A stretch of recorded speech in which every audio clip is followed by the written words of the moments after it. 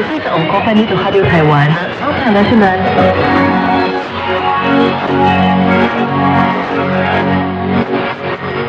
Bonjour à tous, vous êtes bien à l'écoute de Radio Taïwan International diffusée depuis Taipei, Taïwan. Merci de nous suivre sur ces diffusions directes depuis notre site de transmission dans le nord de Taïwan. C'est la dernière semaine, et plutôt le dernier week-end de la diffusion. Je vous rappelle que vous pouvez nous suivre sur la fréquence 11 995 kHz entre 17h et 17h30 et 9545 kHz, 9545 kHz entre 17h30 et 18h. N'hésitez pas à nous faire parvenir vos rapports d'écoute qui seront confirmés par la suite par une carte QSL spécialement éditée. Et au programme de ce vendredi 30 août, je vous invite tout d'abord à réécouter l'émission Les joies de l'éco-construction de Sasa qui s'intéresse au congrès mondial du bambou avec aujourd'hui un lien avec la France. Très bonne écoute à tous.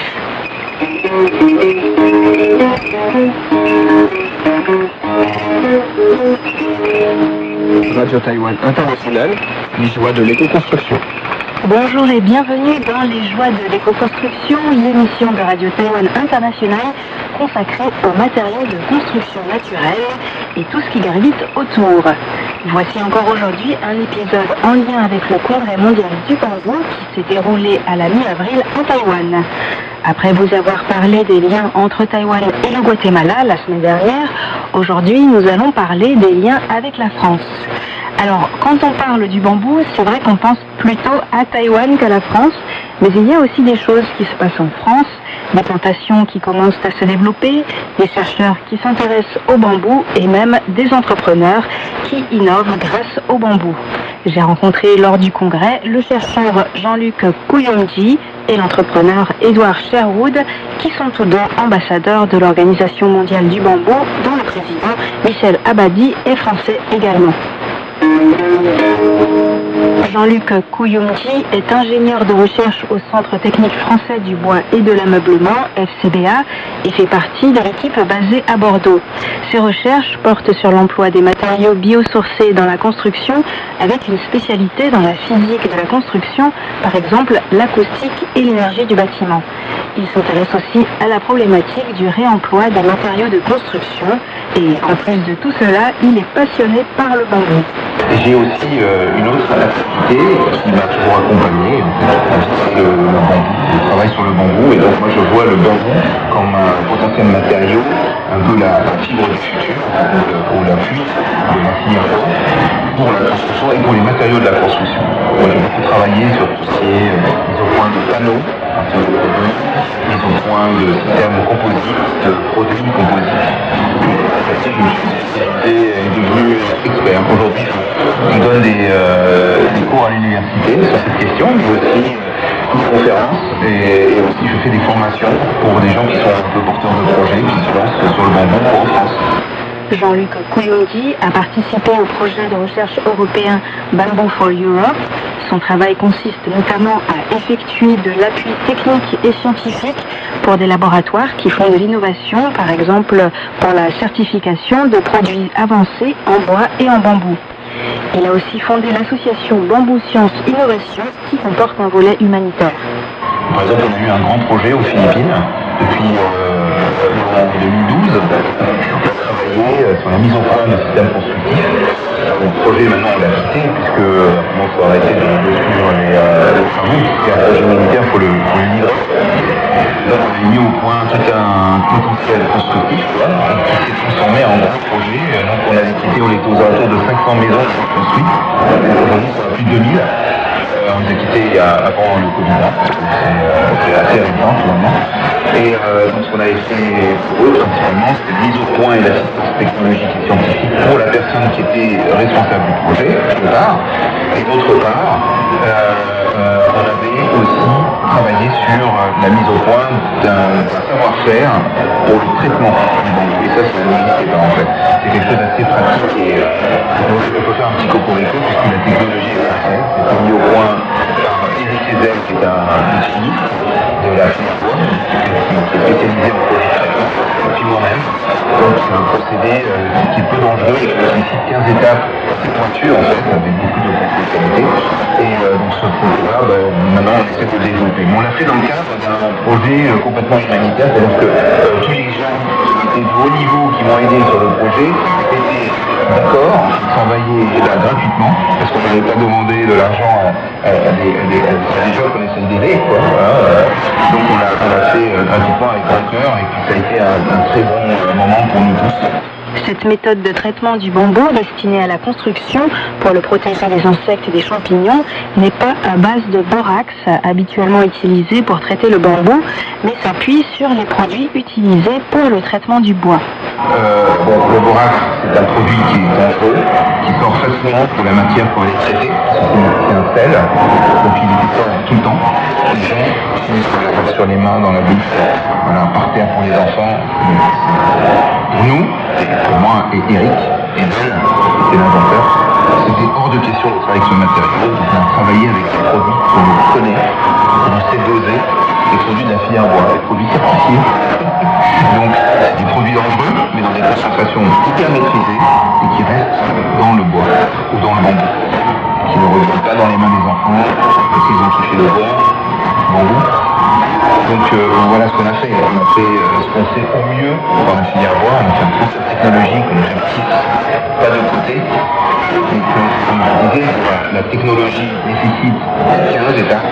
On passe par le moment où on lave la matière, on enlève l'amidon à l'intérieur, etc. En quelque sorte, on essaie de rendre le bambou moins appétant. Tout le monde le mange, le bambou, même nous. On le rend moins appétant pour les insectes et on le traite avec la dose suffisante et nécessaire pour qu'il dure longtemps dans une construction. On a supprimé en fait la matière qui était inutile pour une matière technologique.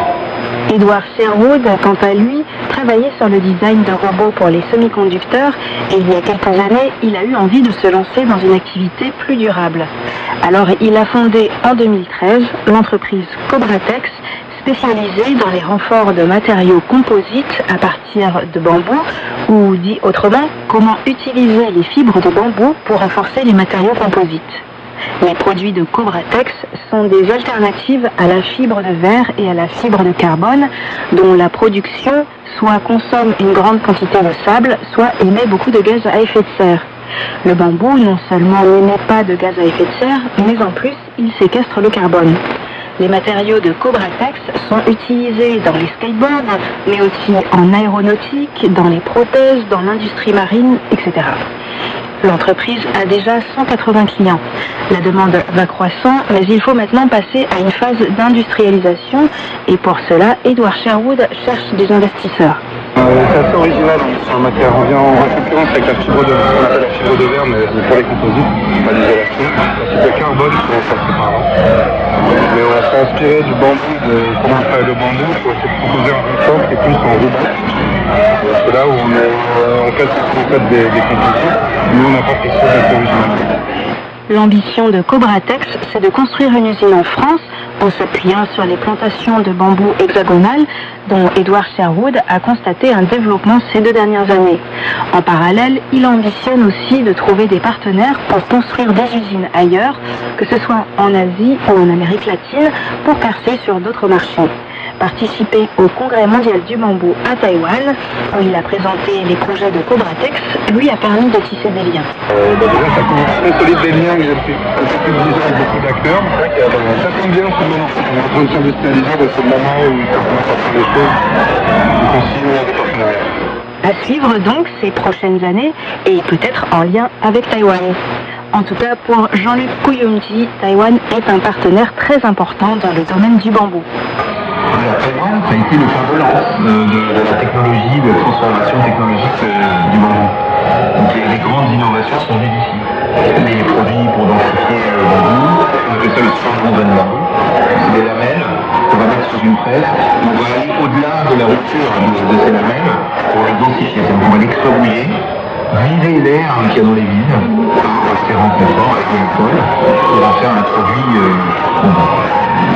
dense, inattaquable quasiment par les insectes, résistant au soleil, à la pluie, etc. Et la génération d'avant, c'est la mêlée collée. Voilà. l'épicentre, Taïwan, aussi la Chine, et le Japon. Alors il y a aussi un couple technico-économique et social aussi, parce que la main-d'œuvre, aujourd'hui si ça boom en Chine, ces matériaux, ça sera beaucoup plus compliqué que ça marche à Taïwan, parce que je suppose de la main-d'œuvre supérieure ici.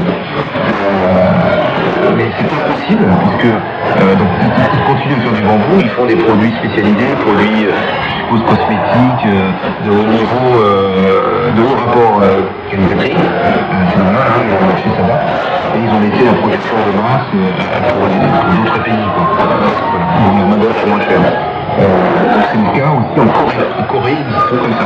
Il y a beaucoup de produits cosmétiques, beaucoup de produits de santé, beaucoup de produits de bien-être avec le bambou, et ils ont un marché terrible. Ils ont créé de A à Z dans les années 2000, c'est pas vieux.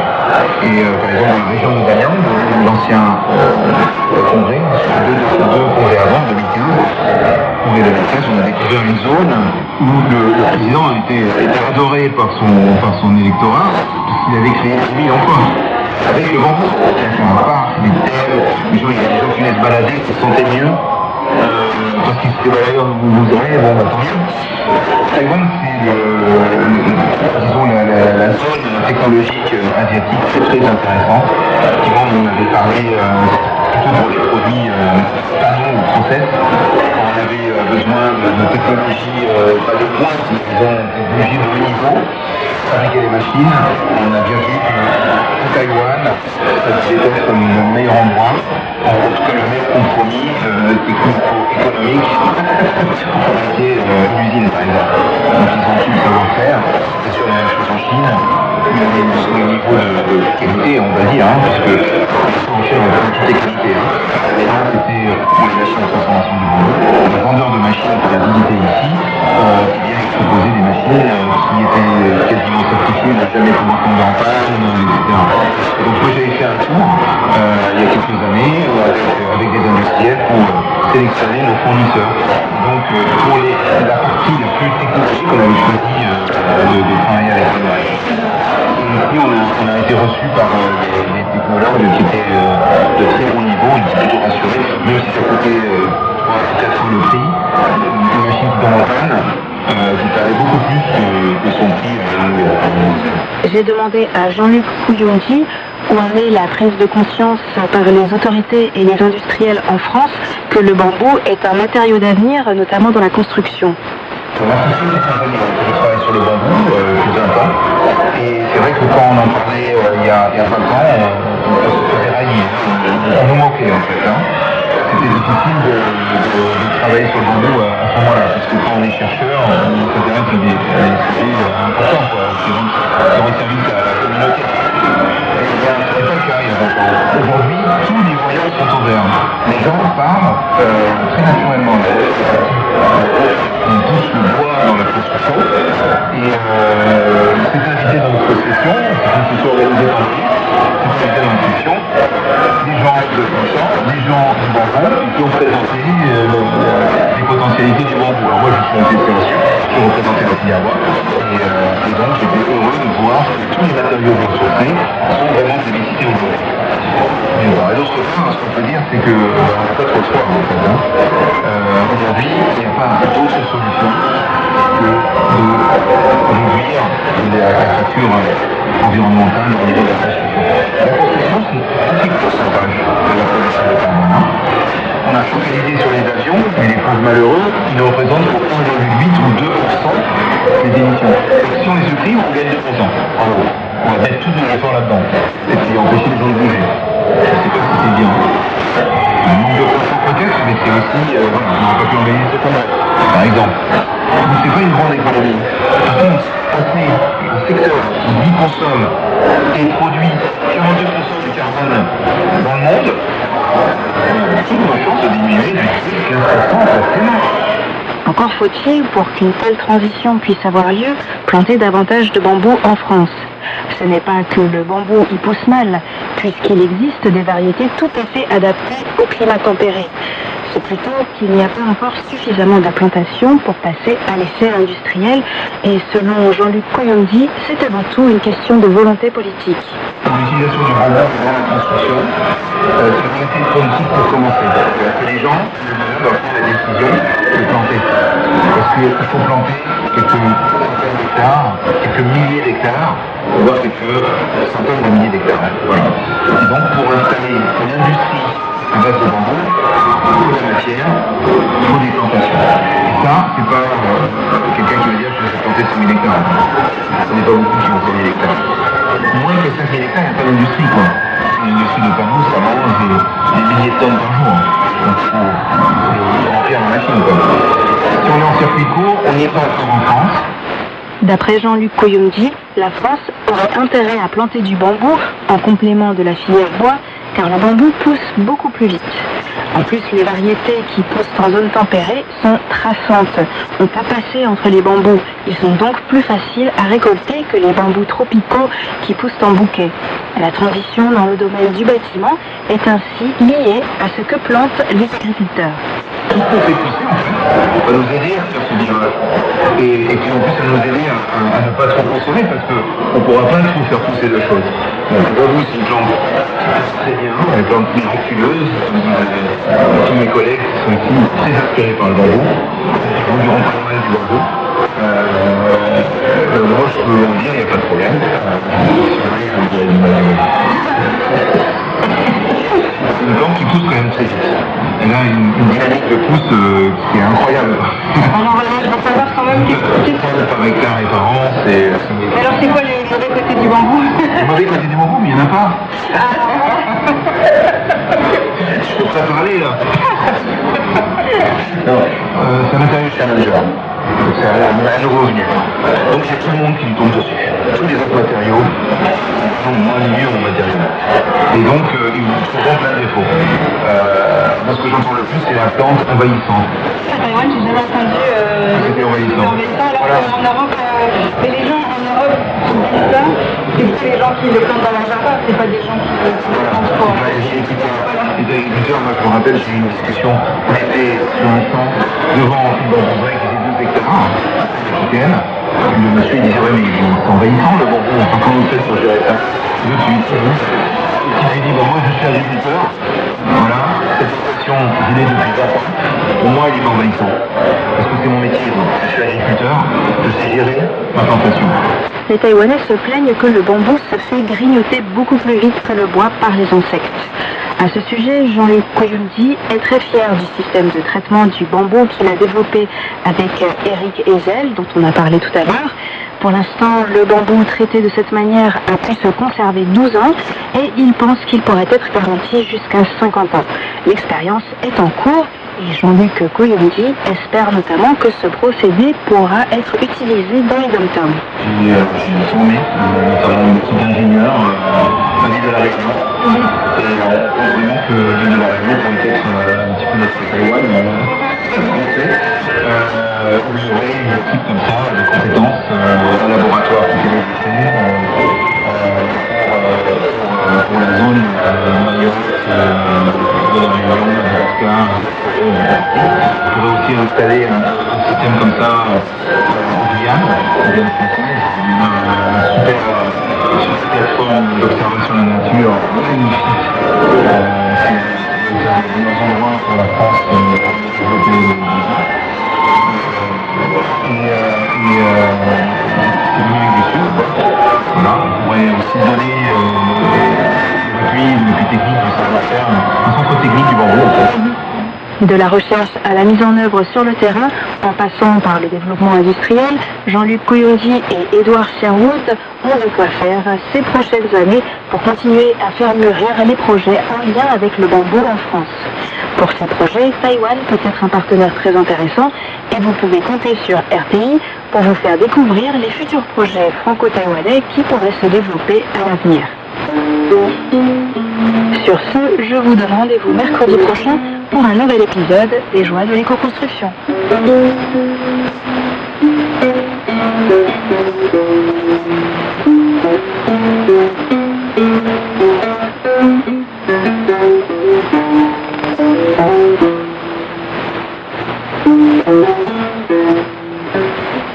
êtes bien à l'écoute de Radio Taïwan International, diffusée depuis Tamshui, Taïwan. C'est Meiguang à l'antenne. Un grand merci à tous les auditeurs qui essayent de nous capter sur cette diffusion directe depuis notre site de transmission à Tamshui. N'hésitez pas à nous faire parvenir vos rapports d'écoute qui seront confirmés par une carte QSL spéciale.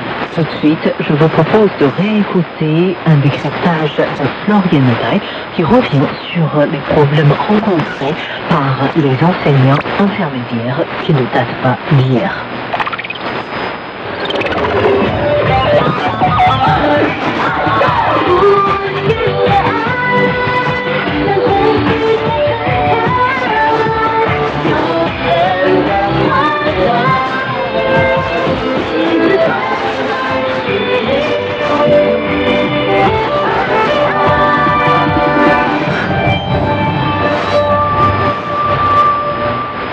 Bonjour et bienvenue dans ce décryptage de la rédaction qui vous est proposé par Florian Dai. Aujourd'hui, nous allons revenir sur une décision de la Cour suprême qui a été rendue le 9 août, c'est-à-dire vendredi dernier, et qui a déterminé qu'il est contraire à la Constitution que l'ancienneté ne soit pas prise en compte pour les professeurs contractuels. La réglementation actuelle sur le salaire des professeurs non titulaires n'est pas cohérente d'une ville à l'autre et dans certains comtés et villes, l'ancienneté ne permet aucune augmentation des salaires. Zhang Kaixiang, qui est enseignant non titulaire depuis plusieurs années, n'était pas satisfait du fait que le lycée où il travaille ne prenne pas en compte son expérience et a demandé une interprétation de la Constitution avec l'argument que la loi permettant cette situation est anticonstitutionnelle. La Cour a donc donné sa réponse vendredi dernier et a estimé que certaines parties de la loi en question sont constitutionnelles, mais qu'il était inconstitutionnel d'avoir d'une part des disparités aussi importantes à l'intérieur du pays et d'autre part de ne pas tenir compte de l'ancienneté des enseignants contractuels et donc que le ministère de l'Éducation devait modifier la loi dans un délai d'1 an afin de la rendre uniforme dans tout le pays.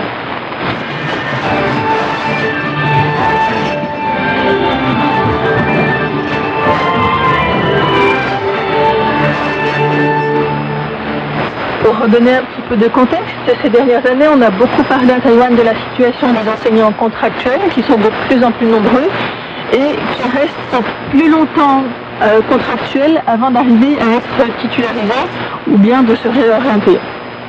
À Taïwan, après avoir terminé sa formation de professeur et avoir obtenu son certificat qui permet d'enseigner, il est possible d'enseigner donc en tant que remplaçant ou contractuel ou vacataire, qui sont des termes qu'ici j'utiliserai de manière synonyme, mais cela ne signifie pas d'obtenir un poste, puisque les postes sont attribués sur concours et ces concours sont extrêmement sélectifs car il y a beaucoup plus de candidatures que des postes disponibles chaque année. D'autre part, la baisse de la natalité fait aussi que certains établissements ferment des cours, des classes ou parfois même tout simplement ferment leurs portes. Et cela fait qu'il y a encore moins de nouveaux postes qui s'ouvrent pour les jeunes enseignants. Concrètement, entre 2015 et 2019, les établissements ont ouvert environ 3000 postes par an à Taïwan pour des professeurs à temps plein en primaire et secondaire. Mais le nombre de personnes qui possèdent un certificat d'enseignement sans être titularisées était de plus de 90 000, ce qui fait qu'ils n'avaient qu'une chance sur 30 d'obtenir un poste. Parmi les enseignants en exercice, environ 1 sur 7 est contractuel et c'est une tendance qui est à la hausse. Pour 2023, selon les statistiques du ministère de l'Éducation, le nombre d'enseignants remplaçants à long terme était d'environ 30 000, dont 16 000 dans les écoles primaires et environ 6 000 dans les collèges et autant dans les lycées. Le plus grand nombre se trouvant dans le Nouveau Taipei et le Taipei. De plus en plus d'enseignants se trouvent donc pour une durée de plus en plus longue aussi dans cette situation où ils enseignent sans être titulaires et donc ils demandent des meilleures conditions de travail. L'année dernière, il y a déjà eu une amélioration puisqu'ils ont obtenu le droit d'être payés pour 12 mois lorsqu'ils avaient un contrat sur une année scolaire et non pour 10 comme c'était la norme jusque-là. Malgré cette avancée, il y a une inégalité qui est encore très marquée, qui est que certains contractuels n'obtiennent jamais d'augmentation de salaire, quel que soit le nombre d'années qu'ils ont passé dans la profession. Alors la loi sur les enseignants permet au ministère de l'Éducation de fixer le salaire des enseignants non titulaires, et donc ce ministère de l'Éducation délègue la responsabilité aux gouvernements locaux de fixer le salaire. Et donc certaines villes ou comtés permettent de prendre en compte l'ancienneté des enseignants, mais ce n'est pas le cas partout. Et c'est contre cette situation qu'un professeur non titulaire, Chiang Kai-shek, a protesté. Il faut rappeler que c'est l'État qui limite le nombre d'enseignements titulaires et les gouvernements locaux sont parfois réticents à créer des postes. Ils font donc appel à des remplaçants, non seulement pour couvrir par exemple les congés maternité ou les maladies, mais aussi pour enseigner des nouveaux cours qui sont optionnels par exemple, pour lesquels les établissements recherchent plus de flexibilité. Et puis il y a un certain nombre, qui est relativement important, d'établissements qui ne sont pas disposés à fournir aux enseignants des salaires complets ni les bénéfices de la retraite dus aux titulaires et donc qui préfèrent engager des contractuels parce que tout simplement ça leur coûte moins cher. Pour revenir sur Chiang Kai-shek, donc qui a porté ce problème devant la Cour constitutionnelle, c'est un enseignant contractuel employé par le lycée Zhonghe depuis 2017 et il soutient qu'il est déraisonnable que le lycée ne tienne pas en compte ses années d'expérience, non seulement dans ce lycée-là, mais aussi dans deux autres lycées dans lesquels il avait précédemment enseigné. Et il a questionné la constitutionnalité de plusieurs règles. D'une part, il y a le fait que, selon lui, le paragraphe 2 de l'article 35 de la loi sur les enseignants, qui stipule que les droits et obligations des enseignants contractuels sont déterminés par le ministère de l'Éducation, n'est pas suffisamment clair. Il trouve aussi que le fait que les règles soient fixées localement viole le principe d'égalité, une égalité entre personnes au même poste d'un endroit à l'autre à Taïwan, et que le fait que les anciennetés ne soient pas systématiquement prises en compte viole aussi le principe d'égalité entre titulaires et non titulaires en l'occurrence. Le 12 mars, la Cour constitutionnelle a tenu un débat et pendant ce débat, Lee Jong-han, représentant de la ville du Nouveau-Taipei, a ainsi soutenu la différence de traitement qui existe entre les enseignants titulaires et non titulaires. Ceux qui ont déjà été admis comme enseignants titulaires sont passés par un parcours très compétitif. Ils ont travaillé dur et ont passé le concours. Nous pensons qu'un traitement différencié, tout en restant approprié et raisonnable, encourage les professeurs remplaçants à préparer les examens pour devenir titulaires. Cela améliore la qualité de l'éducation taïwanaise. Il s'agit aussi d'un sujet d'intérêt public majeur pour l'éducation. En outre, une fois qu'un professeur remplaçant devient titulaire, il peut faire valoir ses années d'ancienneté en tant que remplaçant. Pour Chiang Kai-shek, un salaire plus juste n'enlèvera pas l'envie d'être titularisé. Les professeurs remplaçants ont des contrats à durée déterminée. Ils sont souvent recrutés pour une période d'1 an. Si une place reste ouverte d'une année sur l'autre, un enseignant remplaçant ne peut pas être recruté pour plus de 3 ans d'affilée par le même établissement. Pour avoir de bons résultats et pouvoir rester, les remplaçants font plus d'efforts que les titulaires et doivent en plus préparer les candidats pour devenir titulaires. La grande majorité des remplaçants cherchent à obtenir un poste fixe, sans devoir passer d'examen tous les ans ou tous les 3 ans. La Cour constitutionnelle a rendu son interprétation de la Constitution le 9 août, vendredi dernier, et a estimé que la loi sur les enseignants ne violait pas le principe de clarté, mais en ce qui concerne la répartition du pouvoir des autorités centrales et locales, les avis des juges étaient partagés, en particulier sur la question la plus concrète pour les requérants, à savoir la prise en compte ou non de l'ancienneté. Avec 8 votes contre 7, la Cour a décidé que l'ancienneté devait être prise en compte. D'autre part, en ce qui concerne le fait que les gouvernements locaux puissent adopter des réglementations supplémentaires sur l'ancienneté des professeurs remplaçants au niveau lycée et inférieur et titulaires d'un diplôme d'enseignement, était contraire à l'article 108 de la Constitution qui stipule que les lois régissant le système éducatif doivent être prises au niveau central et appliquées par le gouvernement central ou laissées à l'appréciation du gouvernement locaux. La Cour constitutionnelle a trouvé que les enseignants contractuels sont des travailleurs indispensables et elle a donné 1 an au ministère de l'Éducation pour actualiser sa réglementation nationale et clarifier la façon de déterminer leur salaire qui doit absolument prendre en compte leur ancienneté. Vous venez de suivre le programme en langue française de Radio Taïwan International, diffusé sur la fréquence 6005 kHz vers l'Europe et l'Afrique du Nord, de 19h à 19h30, temps universel. Retrouvez notre programme complet sur notre site internet fr.rci.org.tw. Merci de votre écoute.